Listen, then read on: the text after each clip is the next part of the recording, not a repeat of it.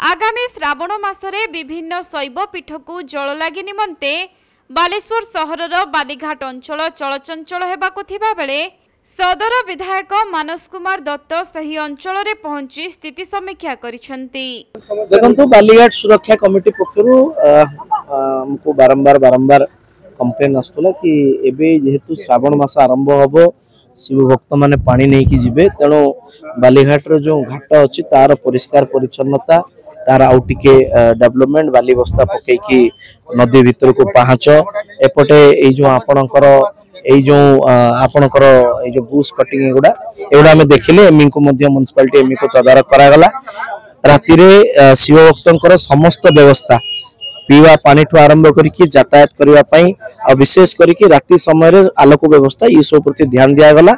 आमे शिव भक्त माननकु आपन को माध्यम रे आश्वस्ति करूचे कि बालेश्वर प्रशासन बालेश्वर पौरपालिका आपनकर ये जो भक्तमय यात्रा पई जोटी आपन पानी नै कि जिबे सब प्रकार सुव्यवस्था एठी करा जो काउडिया पई न एठी ठाकुर बसाणी मध्ये हो ठाकुर बसाणी टाइम रे भी एबे तो आमे काउडिया को पई प्लान चेक आउट करूचे। बाकी ठाकुर बसाणी को पई भी अनेक योजना अछि पत्थर पिचिंग आर पटे करिया पई मध्ये इरिगेशन को कुहा जाईची गोटे टेम्पररी पॉन्ड सबुदिन पई जोटा कि इमर्शन पई रखा जिवो ताकू व्यवस्था करा जिवो। तेबे बुढ़ाबलंग नदी रु पानी उठाइबा पई हजार हजार भक्त श्रद्धालु माने भोलेबम समय रे बालीघाट अंचल को आसी थांती।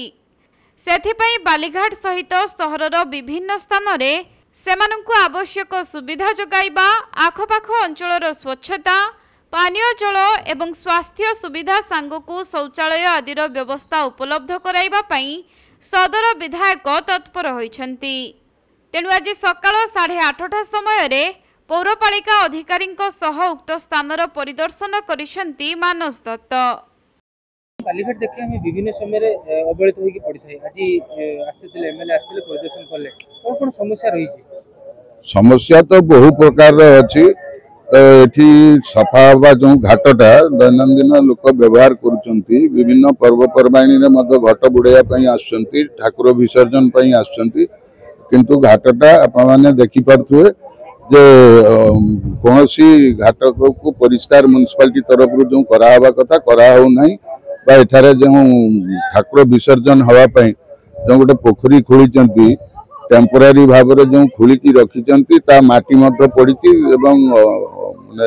विशृंखलित अवस्था अव्यवस्थित अवस्था पड़ी रही देखि पारथि एवं आसिला बेले ए रास्ता देखिए कुड़ बाली मध्य जमा ही रही तेणु ये जगार परिष्कार आगु आमर जो आसुचंती श्रावण मासरे आमर काउडिया आसिक एठू पानी उठेबे माने प्राय प्रथम आमर जो 5-12 सोमवार पड़ू कि 4टा सोमवार रे पाखापाखि 2 लाख रु अधिक काउडिया एठिक आसंती पानी उठे नहीं कि जाती शिव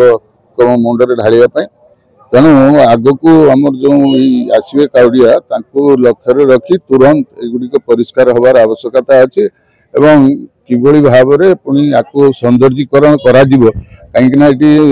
पाखरे जो आम नदीटा अच्छी नदी साइड्रे लैंडस्केपिंग भाया कराई जदि बेंच पका हाँ मॉर्निंग वाक आसिक लोक वयस्क लोक भी ये बसी पारते फ्रेश ऑक्सीजन पाई पारते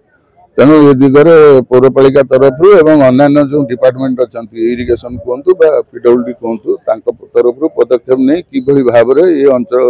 जो आम बालीघाट और जो बुढ़ाबलंग नदी पार्श्व जो यार उन्नतीकरण करार आवश्यकता अच्छे ये दिगरे तो विधायक आज आसते परिदर्शन कर विभिन्न जो डिपार्टमेंट अच्छी सहित कथा कि आगक सौंदर्यीकरण करा से दिगरे से प्रतिश्रुति देइछन तार व्यवस्था करिवे तेणु आमर एपटे जो बालीघाट सुरक्षा कमिटी आमर अंचलवासी तरफ आम विधायक को कृतज्ञता जनाऊँ एवं आगामी दिन में आशा करूँ अंचल सौंदर्यीकरण हम। बालेश्वर प्रसन्नजीत सेठी रिपोर्ट कोणार्क लाइव।